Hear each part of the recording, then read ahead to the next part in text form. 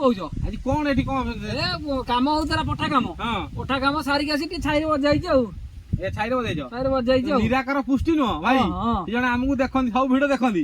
ସେ ତମ ପାଇଁ ଗୋଟେ ଝିଅ ଠିକ କରିଛନ୍ତି ଏ ତମେ ଆଉ ସେ କଥା କୁହ ନା ତମେ ଆଉ ସେ କଥା କୁହ ନା ଆଉ ସେ ଜଞ୍ଜାଳରେ ପକାଅନି କଣ ତମ ଲୋକ କଣ ଆରେ ଲୋକ କହିଲେ କଣ ଇଏ ହବ ଆଉ ସେ ଜଞ୍ଜାଳରେ ଆଉ ପକାଅନି ପାଟି କରିବେ ଆଉ ଗୁଡି ପାଟି କରିବେନି ଆଉ ବାହାଘର ମୋର ସଜାଇଛି ଆଉ ଗୁଡି ଆଉ କଣ ପାଟି କରିବେ ନାଇଁ ତମେ ଯାହା ବରାଦ କଲଣି ଆମକୁ ବୋଧେ ଉପରକୁ ବରାଦ କଲଣି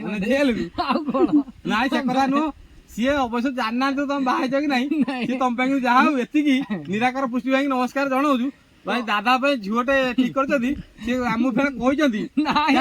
ଦରକାର ନାହିଁ ସିଏ କହିଛନ୍ତି ଯେ ଦାଦାଙ୍କୁ କହିବ ଯଦି କହିବେ ତାର କମେଣ୍ଟରେ ଲେଖିବାକୁ କହିଛି ମୁଁ ଲେଖିବି କମେଣ୍ଟରେ ନାଇଁ ଲେଖ ନାହିଁ କାହିଁକି ନା